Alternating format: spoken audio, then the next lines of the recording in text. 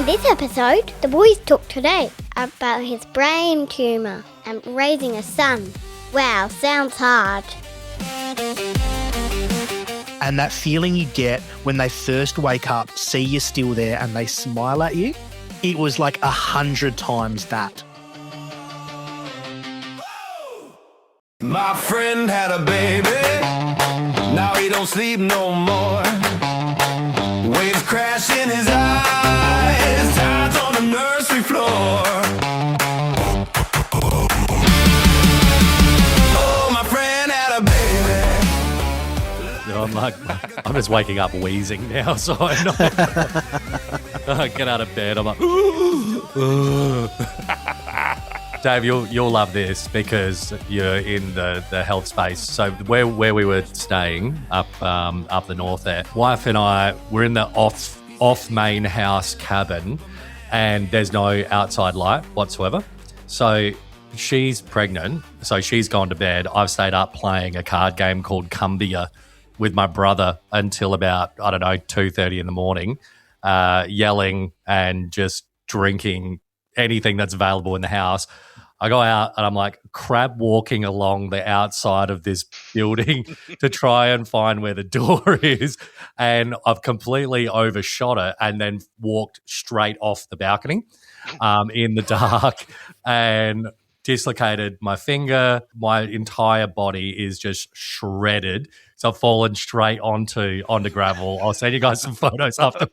My foot looks like you've just grabbed a cheese grater and rubbed it up and down. And I go inside and I'm like just oozing blood, right? There's just blood dripping out of me all over the place. And my fingers bent up the wrong way. And I'm like, help me.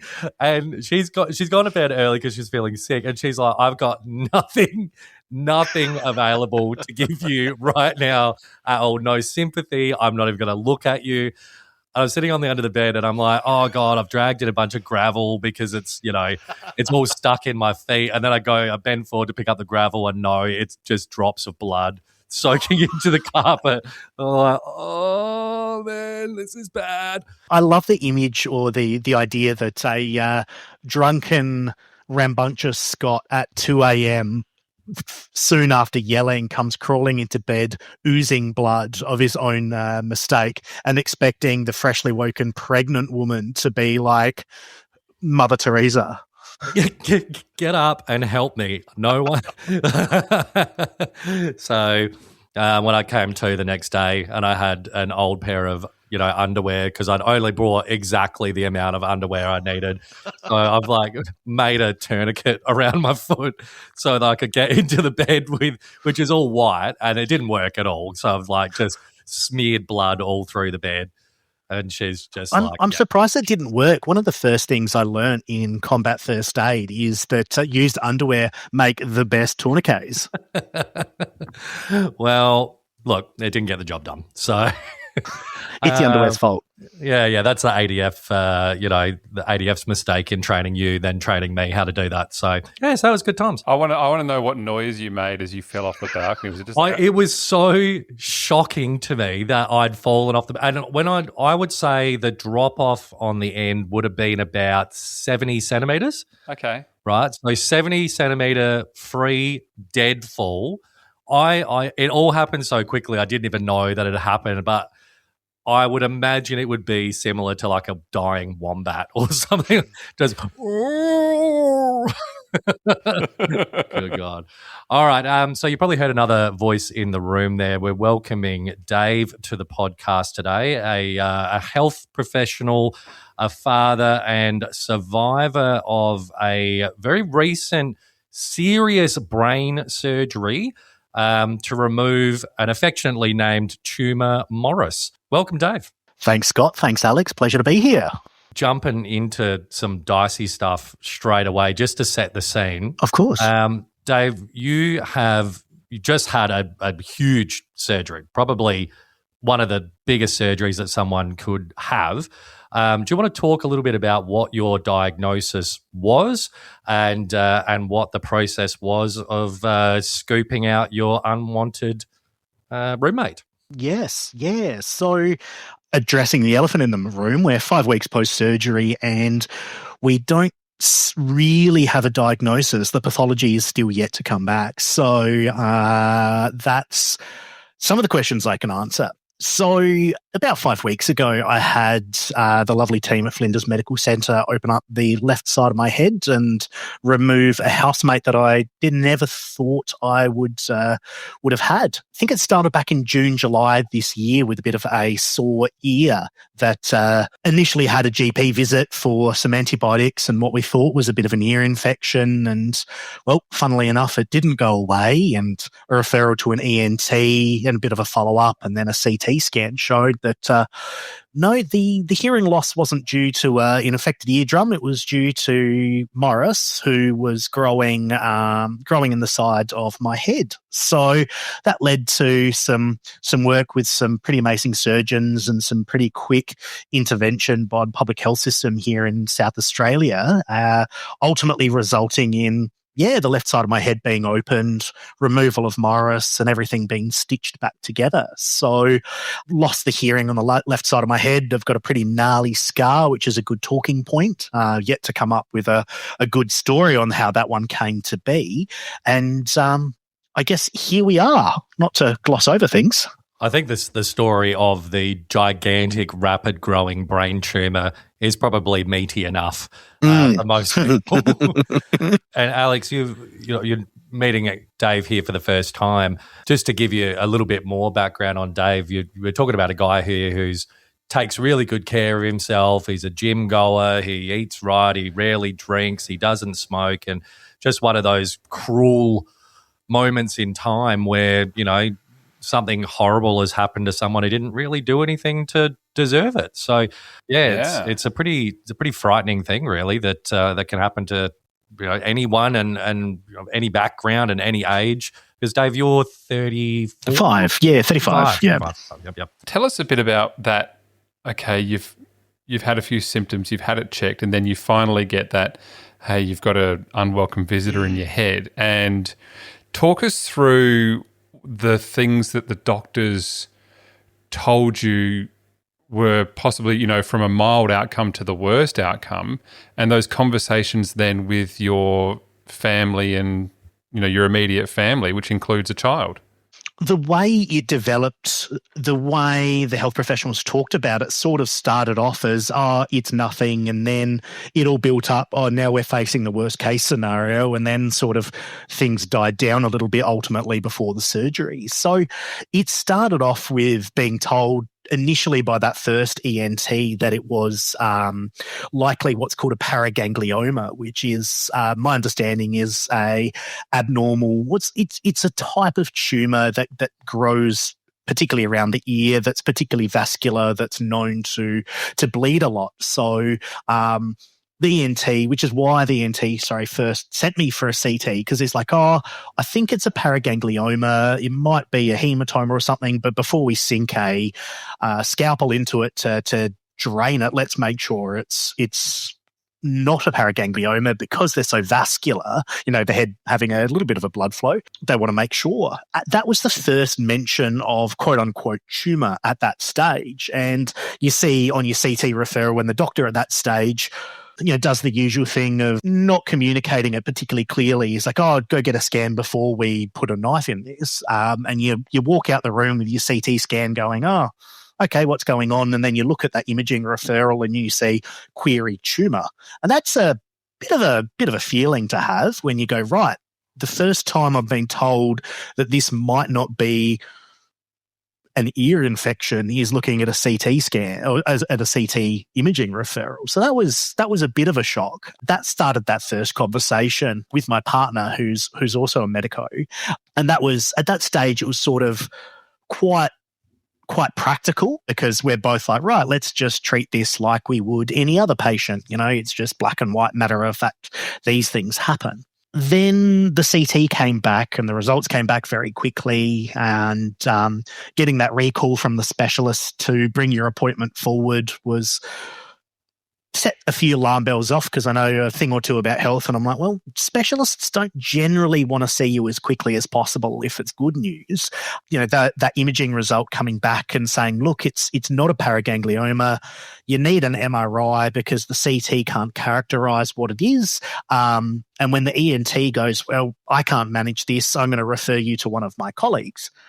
So that was when things are sort of heating up and we're starting to feel uncomfortable, I guess. And then just that waiting to be like, right, okay, well, I'm getting an MRI. I go see this neuro ENT who specializes in the complex skull-based disorders and leads that multidisciplinary team. Get the MRI, go into the neuro ENT's office, and he's fantastic. He's lovely. And brought my partner with me. She's like, look, I think it might be something that's concerning. I want to come with you. And, you know, me being that stoic male, is like, oh no, I'll do it myself. You know, other people, you know, rah. Had her come along with me. And, you know, at this stage, I don't think we're told anyone else in the family at this stage because we're like, well, there's nothing really to tell them. There's no point alarming people without any sort of answers. I think that's more to do with me because I don't want to make too much of a big deal about it. I think I told Scott at this stage because it had come up in one of our various conversations of how fuck's your life right now. So yeah, it was a good card I played, and yeah, I won that day. It was pretty good. It was bullshit, and you let me go first. Yeah, from memory, and you let me ramble on for about 10 minutes about all the various problems I was having that day, and you know, I slept like shit, and there's something wrong with the hot water, and so I had to have a lukewarm shower. All right, now tell me about your day. And then out came that, and I went, well, guess I'll just go fuck myself then. You know? Yes, yeah. It's look, if it makes you feel any better, Scott, I wasn't the only person that I did that to. So by the end of it, when all the emotions had run their course and it was like, let's just get Morris evicted. By the end of it, it was a case of, you know, seeing people, hey, how are you? Oh, not too good. My tumour's quite painful today, and just having those facial expressions go over the face. It was quite a bit of fun. But rocked up to that neuro ENT's appointment, and it was very much, here's the images, you need surgery, but told me I needed some further imaging done before getting a biopsy, because with the biopsy, the moment that they put some dirty grey needles in through your ear hole and take out bits, it causes, funnily enough, a bit of localized inflammation, which can then skew that imaging and cause problems. So at that stage, we were still talking about where this tumour had come from, because the CT had said, it looks like it's developed in the bone, and then the initial MRI came back saying, actually, it doesn't look like it's in the bone. It looks like it's something else that's eating the bone.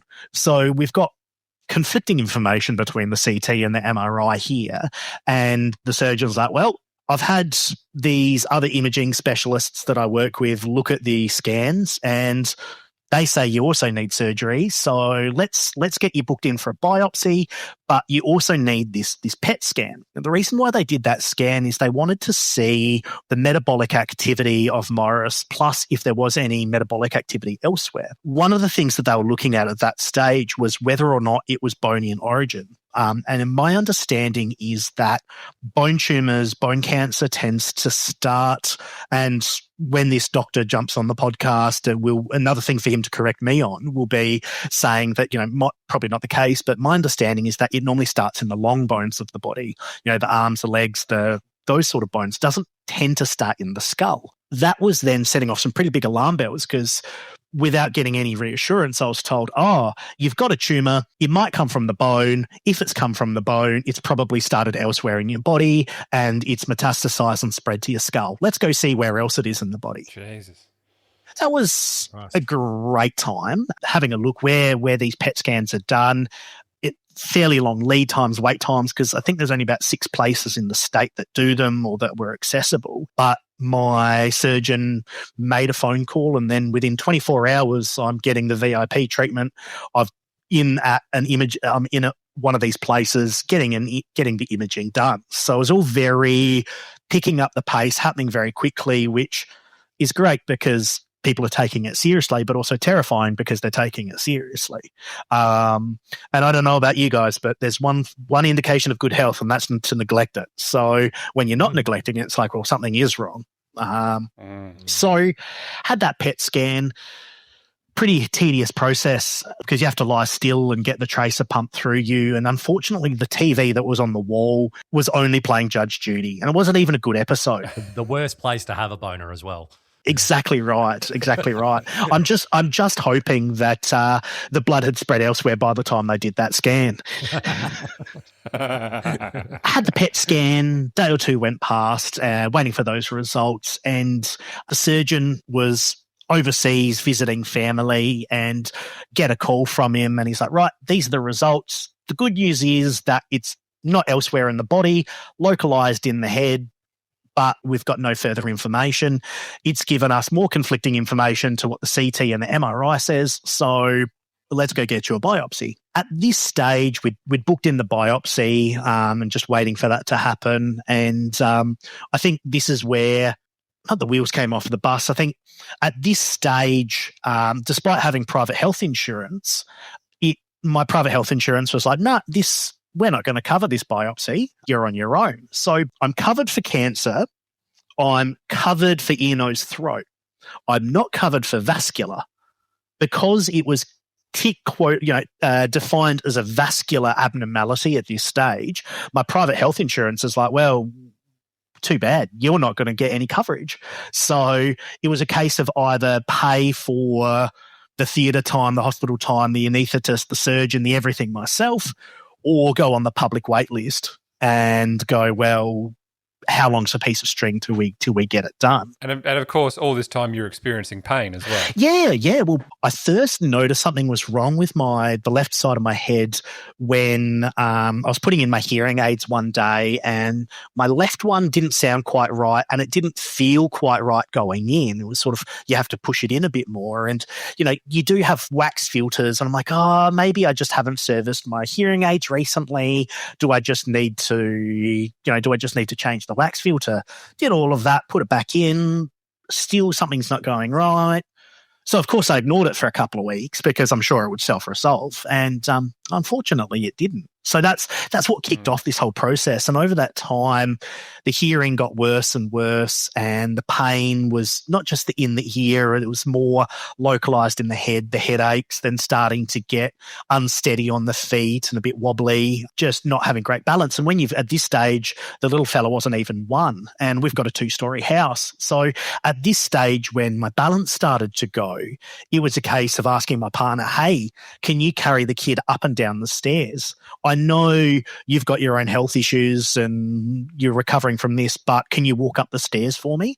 And that's really challenging because as dads, we're the tough ones. We're the ones that do the manual labor, not to gender things, but that's your role. So to be like, right, well, I'm now relying on my other half to do all the nappy changes because that's where his bedroom is, because I can't trust myself to walk up and down a flight of stairs whilst holding my child. For yourself, and going back to what I said before about you being typically a very fit guy, shoulders like boulders, the guy that could quite comfortably push a 4-wheel drive up a hill, to suddenly not be able to do those, I suppose what you would consider and what a lot of people consider to be commonplace parenting tasks. What did that sort of do for you in terms of your view of your role in the household at that point? I know you touched on the idea that you couldn't help out with the nappy changes because your little fella's room's upstairs and whatnot, but did you find that you were challenged somewhat about your role in the household at that point in time? Absolutely. Everything gets turned on its head. It's going all of a sudden the most mundane of tasks, bending over to pick up your kid from the ground as he's crying with his arms out, is something that you struggle to do. You can't do. You can't stand up from the ground holding your child because you might fall over, or you need 2 hands to be able to push to stand. You feel useless because you want to contribute, you want to do your fair share, you want to turn up and do your responsibility. It's not a chore. It's your reality. You owe it to your kid to give them the best shot at life, and part of that is being a parent that's involved, and that putting that extra burden, not just being unable to provide for the kid, but also not being able to support your partner with stuff as well, and seeing the toll that takes on them, that they're putting a brave face on, because the last thing that they want to do is be like, oh, your brain tumor's pretty inconvenient, Morris is an unwelcome household visitor. So seeing that struggle in your other half, who you want to support, and then not being able to do stuff yourself, it's double danger. It's hitting you on both sides. So physically and then mentally, it's quite a challenge. It's pretty terrifying, I think, in a lot of ways as well, because I remember some of our earlier conversations when the word tumor first started to get thrown around, and some of the thoughts that these specialists were throwing at you were, pretty much this could be the end of the road. I try and put myself in your shoes at that point in time, where your symptoms are gradually worsening and almost day by day you're recognizing that there's changes happening and not for the better. The idea of not being able to fulfill the role that you're there to fulfill as a parent at that point in time, but then that looming threat of, well, I might not be able to do anything soon because this tumor could effectively bump me off. And is this almost a training ground for my other half to get ready to do it alone? Is she going to have to start buying Huggies and Depends, like 2 sets of nappies, one just a lot larger? I can imagine, but I also can't imagine what it's like. You're talking about feeling wobbly. Like the other day, I felt like I had a bit of vertigo, then realised I'd shared a bottle of wine the day before or two. I'm like, that was probably what that was. And then the willingness to feel self-pity is quickly evaporated when you hear about other people's stories. But it's not a competition, everyone's got their own challenges and their journey to face. And the wine wobble's a serious business. So my sympathy is absolutely there. I was going to say, well, if it was a competition, I'm pretty confident who would win in that competition. Dave, you were mentioning before that you were at the precipice of a decision to go with the public system, which was going to take more time but wasn't going to be a financial burden, versus the pressing nature of not knowing what this thing was and wanting to get it looked at because you have those thoughts of your mortality kicking in. Which way did you go? I went the private option. I self-funded that biopsy and that hospital day procedure because at that stage we didn't have enough information to make us feel comfortable, be reassuring, or even develop a game plan. So for me, it was a case of, well, I was in a fortunate position that I was able to fund it myself, but I can only imagine what anxiety it would have caused many people to have had to go on the waiting list at that stage. To have this growing, changing thing going on and then being at the mercy of health administration. That's Dante's 10th level of hell, I believe, is health administration. So went private, had the day procedure. So the biopsy was all through the ear canal, and they pulled a bit out. And what did they discover from that? The good news did come following that biopsy, where they're like, right, it's not malignant, it hasn't metastasized, it's what we call an intermediate tumor. So you've got your benign, which are essentially mildly locally destructive space-occupying lesions, but they don't necessarily cause as much problems. Then at the far other end, you've got your malignant, which is your big C word, your big cancer, the ones that metastasize and will kill you. And this was labelled to me as intermediate, so highly locally destructive, but just hanging out in its current place for now. So we got to get rid of it. What can you tell us about parenting and your little fella and so forth?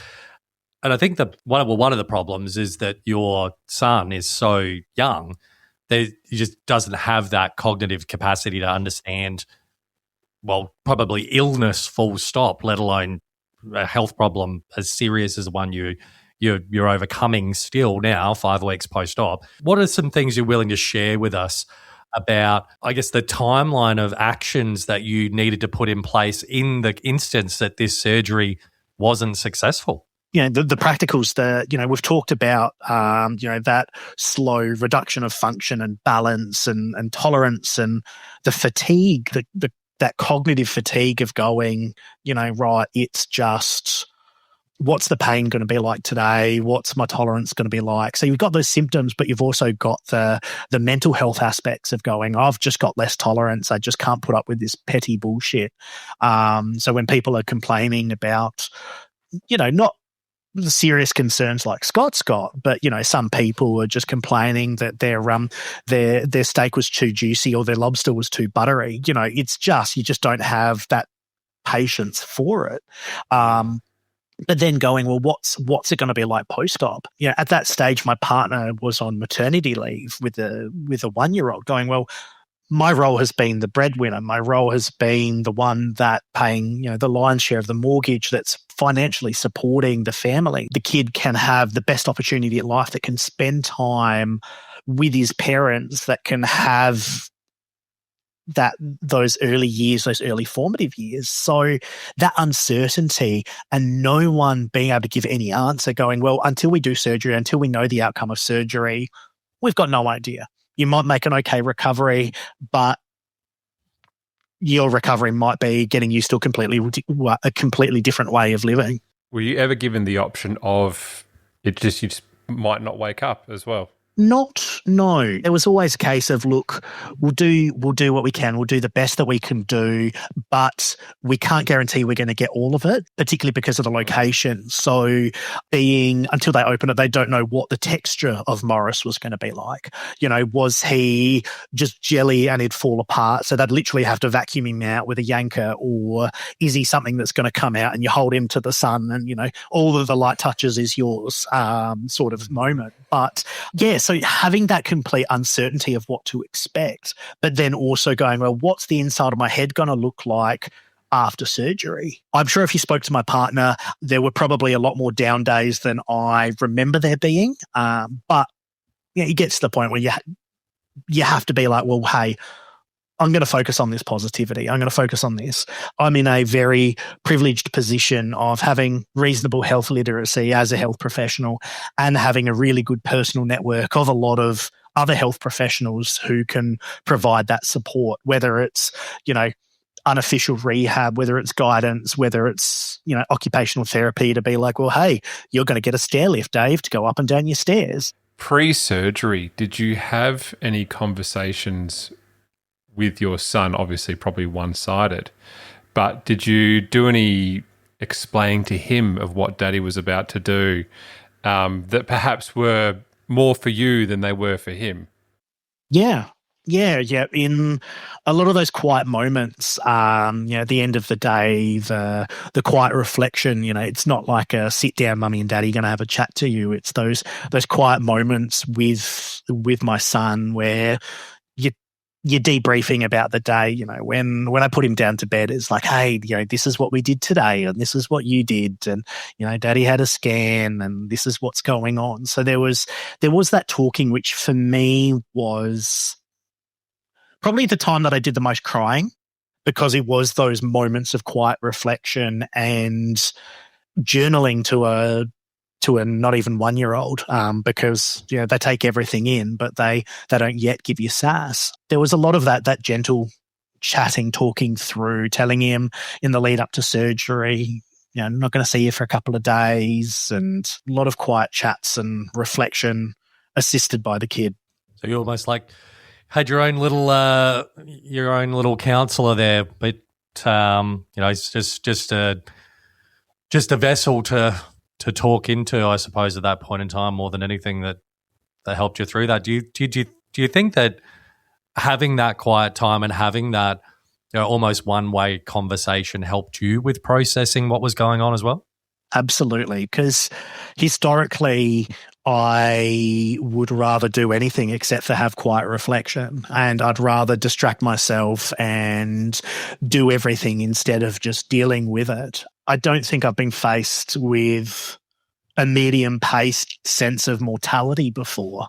So who knows what that would have looked like. I think having the home, which is the partner, the kids, helps you work through it in a very healthy manner and unpack a lot of those practical things that, as I still consider myself a young male, that we wouldn't normally deep dive into, going, well, what's this going to look like? I think jumping ahead a few steps, he was a massive motivator in recovery and getting going again.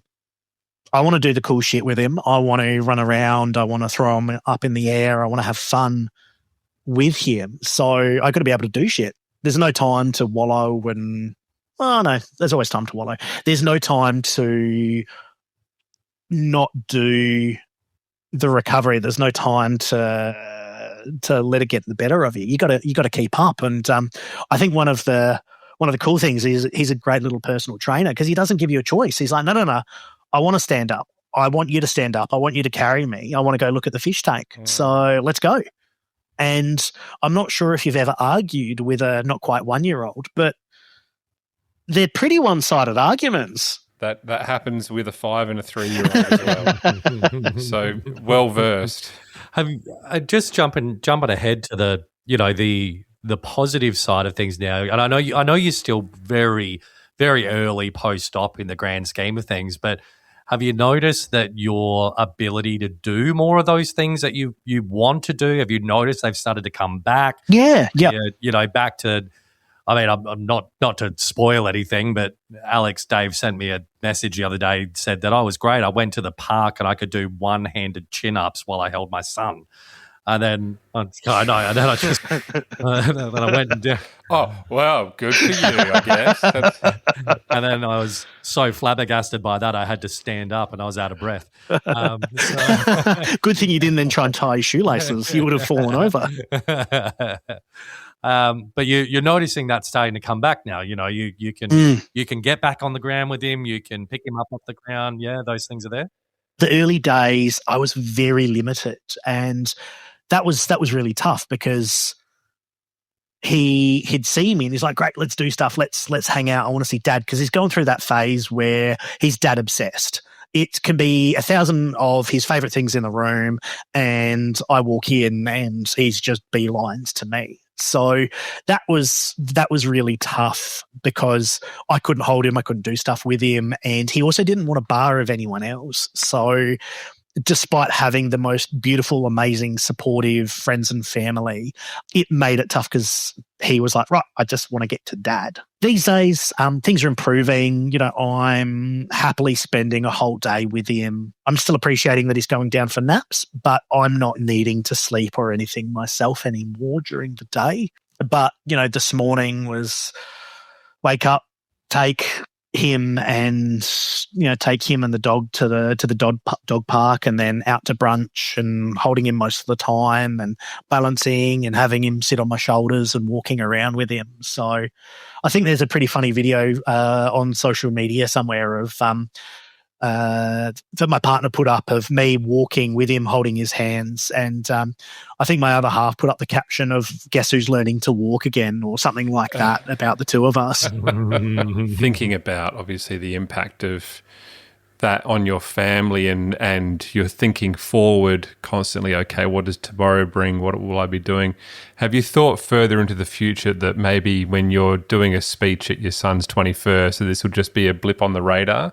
Is that sort of the hope, do you think, in the future? It'll feel like the end of the blip once we get the information back from the hospital about what the rest of the plan's going to be, you know, whether there is a round of chemo or radio, or whether they've got everything. So we've got some more scans coming up next month, and waiting to hear back from that complex skull multidisciplinary team about what their decided plan of action is going to be. One of the biggest impairments that I'm now learning to deal with socially is I've got complete hearing loss on that left side.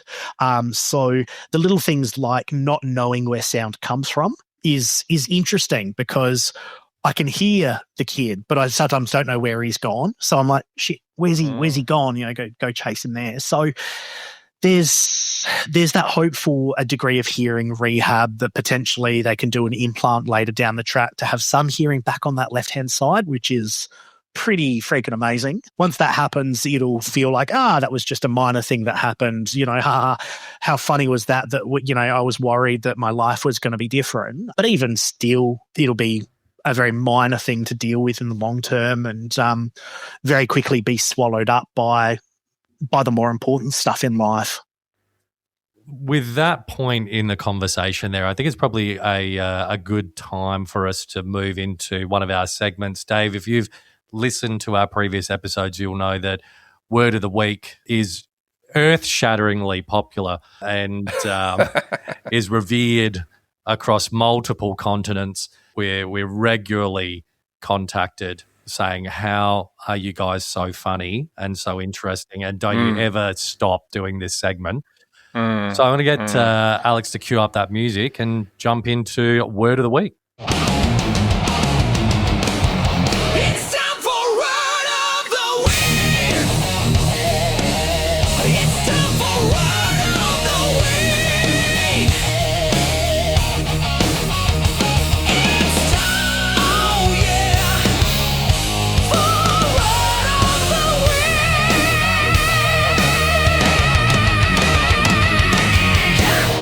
Diastasis recti. So not disastrous rectum, which I was initially read it as, which I've had a couple of those. Diastasis recti. Now, this is the separation of the abdominal muscles, creating a gap where the connectivity tissue stretches and thins, often seen as a pooch or a bulge, especially common after pregnancy due to pressure from the growing uterus and pregnancy hormones. Now, these symptoms, they include core weaknesses, back pain, poor posture. But, thinking about us blokes as well, it can also affect men, not as a result of pregnancy, but to do with intense core strain and often managed with physio, core strengthening, proper bracing.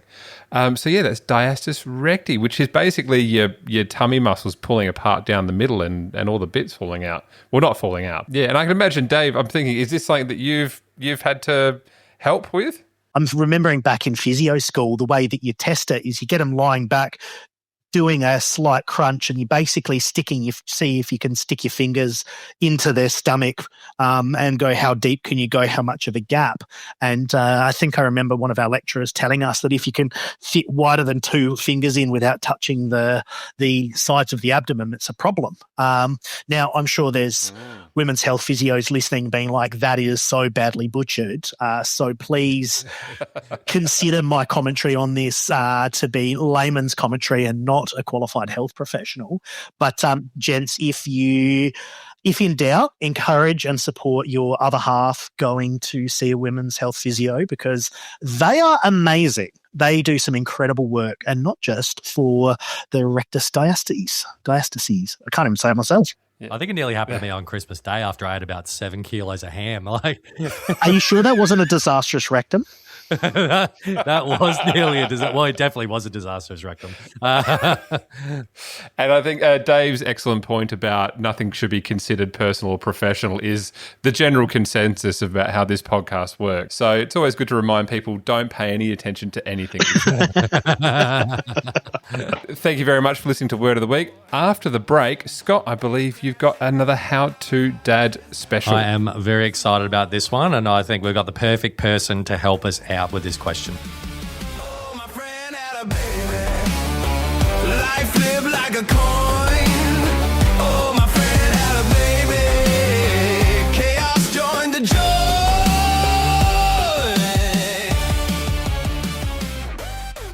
Diapers on the dashboard.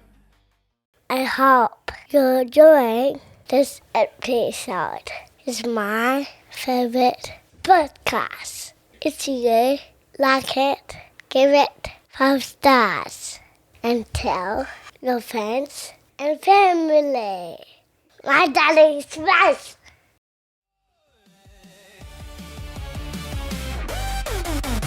Colors on the dashboard, milk stains on the moon. He says he's drowning in love, but man, it came too soon.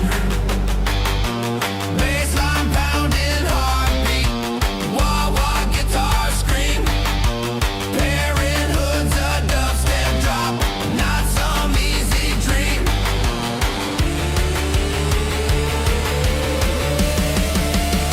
Oh, my friend had a baby. Life lived like a coin. Welcome back to the My Friend Had a Baby podcast. And as is tradition, we've got our How to Dad segment now. Here is the theme music. How to dad, how to do, fix a boo-boo or a shoe, got a tantrum, got no clue. How to dad, it's in your hand, step by step you'll understand. How to dad, you're the man.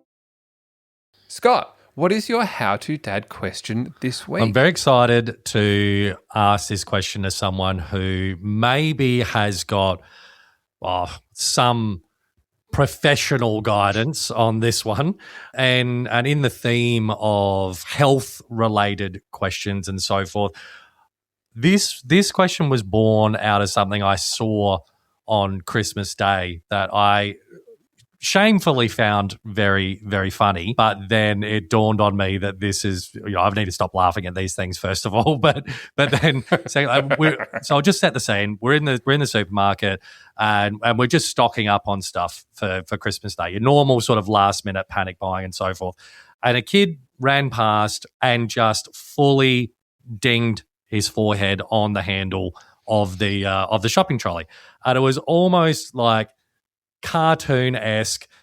He was suddenly horizontal in the air and he fell back, and it was just that blinking moment, where a kid is deciding in that moment, does this fucking suck or is this okay? And his mum came running over and was like, no, you're okay. Off you go. So my question to both of you is, at what point in a child's life do you think you should start introducing more complex health literacy? What I mean by that is, when do you move past the whole, no, you're right, off you go, into more of a, okay, you've cut yourself, or this is a bruise and this is what a bruise is, or this is why your tooth is wobbly? Or do you just try and keep that, that mystery alive as long as possible? So I know it's a bit of an interesting question, but it's something I'm curious about from both of your perspectives as active fathers. At what age do you think you should be introducing health literacy to kids? I don't think there is a too early. Now he's 1. I don't think he's necessarily understanding, but I think it starts with communication, that he has a fall, he does this, you're treating his boo-boo, you're talking to him whilst there, you're talking to him what happened, you're explaining it. A lot that he's picking up at that moment is that calm from me, or from my other half, because, I might be terrified myself.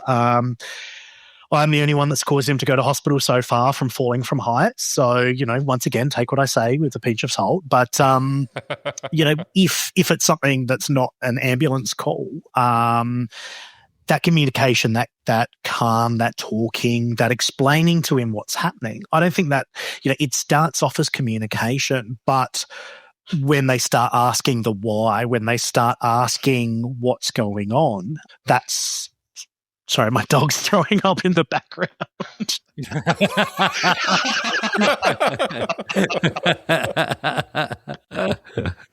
Oh, do you need to check on the dog that's currently vomiting everywhere?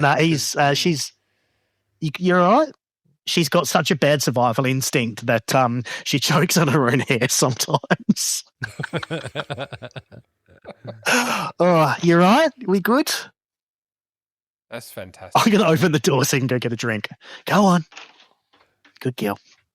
Oh, dear. Where were we? I think when they're too young to understand the discussion about health itself, I think they still understand the communication, what they're teaching you, that it's not, yes, you can't teach them that it's not okay to feel pain and that it's always a stiff upper lip. Hey, you encourage that they can express themselves and it's okay to feel pain. But just because there's an audience, it doesn't mean you have to perform that there's pain. Early education that's where you're setting health behaviors. That's when you're teaching them normal. That's when you're teaching them that understanding. So then they're going through life with this inquisitive why, this inquisitive, or this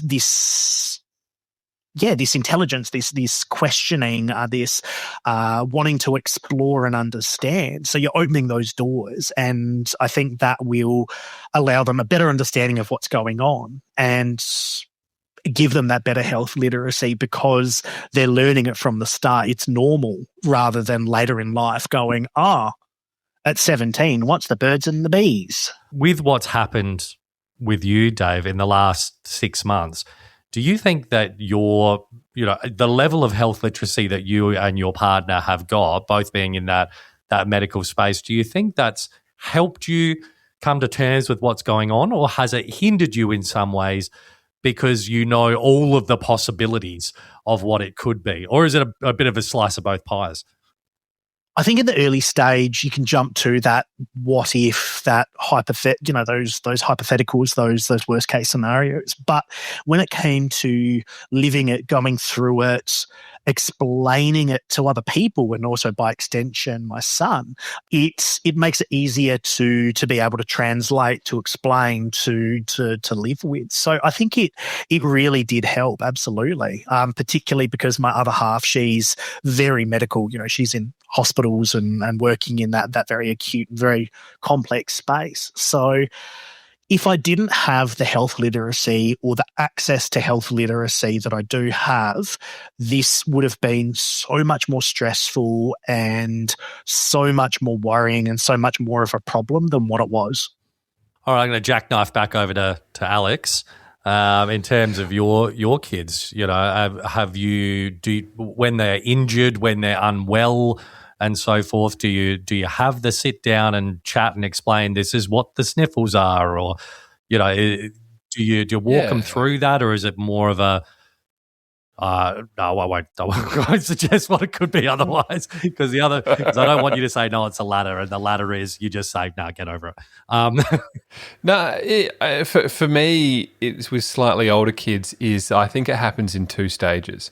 Is that there is a self-awareness of something happening, and they need that reassurance to explain what's going on, whether they've cut themselves somehow and they're bleeding and they need a Band-Aid. In my son's case at the moment, if he knocks himself ever so slightly, he wants a Band-Aid for everything. Everything is a Band-Aid, and that will fix everything. Even the slightest thing, he'll breathe on it wrong and I need a Band-Aid. But then what happens is there's an awareness of others. So when someone else is sick, and that happens just a little bit later, but I couldn't give you like a definitive time of when that happens, but it's being accepting of it when it happens. So it's an understanding of, from my eldest to my youngest, is she will understand when he is sick, or if someone from school is sick, and she's able to contextualize that. So there's that initial stage of you sharing with them and giving them an understanding of what's happening to them and how it can be fixed and whether it is to worry about or not. Because sometimes it is they'll scuff their knee and it's the end of the world, and you're like, well, actually, I think, we don't need to be carrying on as much as we are right now. We need to get up, we need to keep moving, and you want to give them that strength to move on because they can. But then you also need to balance that with sympathy as well, because you don't want to raise just complete hard heads who smash a head in and then go, whatever, I'm going to move on. It's like, no, you just need to, let's check on things a little bit. And then, just when they're interested in other people, when other people are sick, and giving them context around that. And that probably happened naturally for us around that 4 or 5 years old was probably when an awareness of others and explaining that, because then they can probably have more complex issues to be comprehending as well. But it's also hard as well when, like, both of our kids have had surgery where they've been put under. at this early stages in life. And that can be really hard to explain. You know, my daughter had a tooth out, but she needed to be put under for that. And my wife did a phenomenal job of explaining to her what was going to happen. So it was probably a couple of weeks of, you know, they're going to put a little mask on your face and it might smell a little bit funny, but then you start feeling a little bit tired and then you go to sleep. And then when you wake up, they'll have your tooth removed and and you should feel okay. And the amazing part of that is by the time that she went in to have her surgery, is when they put the mask over her face, she was completely calm about it all. She was like, oh, okay, yeah, I know what to expect now. I know what's going to happen. And when she was finally under, I think there was a little bit of resistance, as you'd expect. But when she was finally under, the anaesthetist was like, can we get you in for more surgeries with kids? I was going to say, I wish your wife was there when I was having my colonoscopy. Oh my God. I know. That's Scott, believe it or not, you're not the first person to ask that. It's not a sentence you thought you'd probably hear me say today, but I was having that, and I was, I'd had surgery for a very, very long time, and I couldn't remember, anything about what happened, and I'm there, and the guy, the nurse was with me. He's like, "Oh, you're right," and I'm like, "Fucking not really," and I'm like, "Aren't you guys meant to be telling me what's going on?" And he's like, "Well, we're gonna, you're gonna go to sleep, and you wake up, and you'll have one of the best sandwiches in your life." And I was like, "Well, that's actually weirdly reassuring." You needed my wife there for your disastrous rectum. Yeah. Sorry, Dave. We don't usually spend this much time talking about my butthole, but yes, we do. So yeah, I think that answers your question in a sense, doesn't it? That's as it happens naturally. They'll want to know things. They're like, oh, what's this blood? What's this stuff that's coming out of me? Or my ear hurts. Why is that happening? And then they slowly learn what that means. And then they slowly learn what to do about it, whether it's a Band-Aid or I need some Panadol, I need medicine. And they can, if they've got the understanding to tell you what they need, when they can tell you what's wrong, oh man, that makes all the difference. When you're not guessing what's wrong and they go, oh no, my tummy hurts or my ear hurts, rather than just being a complete mess, as David, I'm sure you would know as a 1-year-old who can't quite communicate yet, is okay, they've been vomiting or like they've been really unsettled for 72 hours. Why is that? They can't tell you that they've got a headache. They can't communicate that. But that is when they can, world of difference. I can imagine. I'm looking forward to that day. We recently had our first bout of hand, foot and mouth disease, and the little fella had blisters on his tongue. So trying to get him to eat and play that game of why are you okay eating and drinking for the first hour and a half of the morning, but you scream when you look at a banana for the rest of the day was, it was a time. Kids are so funny like that though. Like my little brother was the most stoic child you've ever met in your life. Like he, like you, what you were saying before, Alex, about your little fella, and he needs he likes having a Band-Aid to know that everything's okay. When my little brother, he must have been about 3 or 4. He fell through a sheet of glass that was on the ground, like it was laying flat in a sort of window frame, and he fell through it hand first, and he just shredded his palm, like just absolutely shredded it to bits. And then he just walked into the house with his hand just pissing out with blood, like nothing was wrong. And I'm like, I think back to that and I go, that's not normal. Like it's not a normal thing for a 3-year-old to do, to just be like, it's fine. It's all right. It's a bit wet. It's a bit annoying. I'm not going to be able to play Nintendo very well. My controller's going to go sticky. But but then I remember some of his mates, they'd come over and play, and one of them would fall over in the sand pit and just be like, I need help. And and then there's you who is willing to wake up your heavily pregnant wife after having a little trip off of a balcony. In my defense, dislocated finger, blood pissing out everywhere. And so In terms of, I guess, the medical literacy and understanding of things, and Dave, you've got a 1-year-old, and you've those initial weeks coming out of surgery and trying to dad during that time. Just, I guess, as we close out, give us an understanding of what that was like.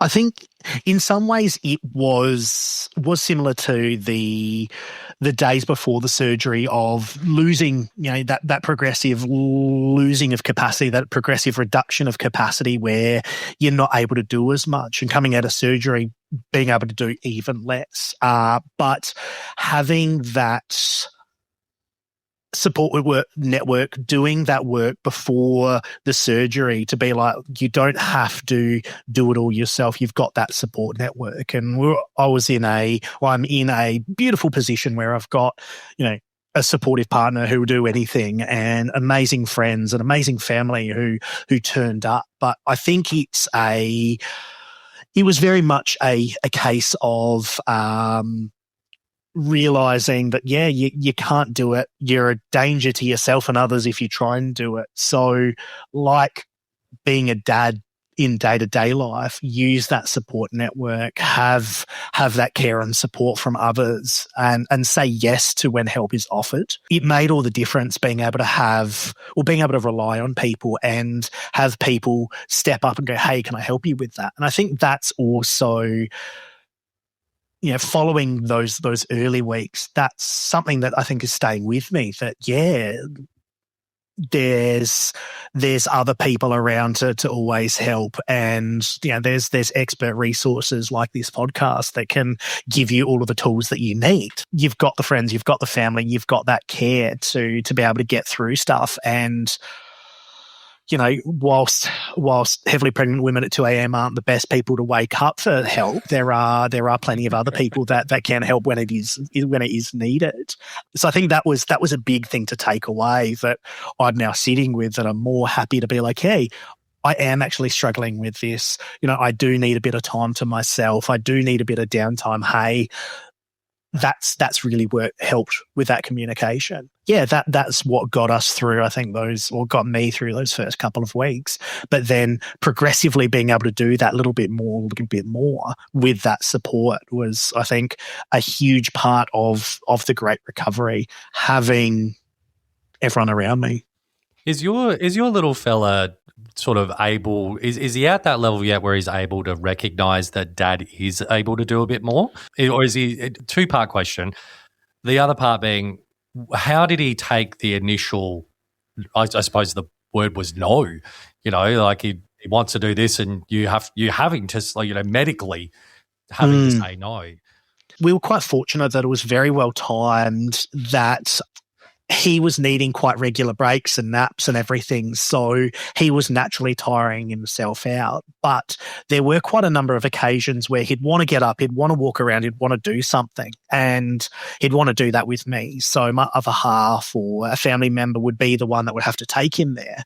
And that wasn't necessarily well received by him, because he'd want dad to take him to do that, but other people aren't quite the same.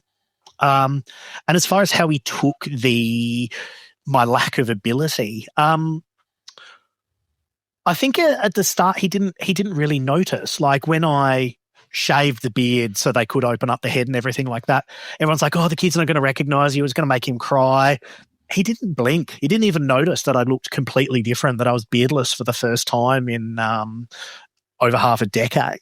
But when the big thing was when I couldn't get up and do stuff, and when I was needing a nap and he couldn't crawl all over me or grab my left ear and pull it, because we've got a gnarly, we've got the dressing and the healing surgical wound. The last question I have for you, Dave, is describe to us when you woke up from surgery, you got home, or if it was in the hospital, and you had that opportunity to hug your son. That was a bloody good moment. It's, that feeling, and Scott, you're going to absolutely love this feeling. That feeling, Alex, when your kid is super sooky, they contact nap you for hours, And that feeling you get when they first wake up, see you're still there, and they smile at you, it was like 100 times that. It was just undescribably good. Yeah, I think that's the best way of describing it I have. Well, on that ridiculously gorgeous note, Dave, it's been an absolute pleasure having you with us. Thank you for sharing such intimate details about your health and what it's like being a dad going through this kind of thing. We're beyond grateful that you've come out the other side in in tip-top form the way that you have, and that all the muscles and nerves and whatnot are doing what they're supposed to be doing, and you're getting stronger by the day. And no, we will not be passing on to your surgical team. You've been doing one-handed chin-ups in the park. One time. And for all you tired parents out there, remember, groceries in the boot, baby in the car seat. Oh, my friend had a baby. Chaos joined the joy.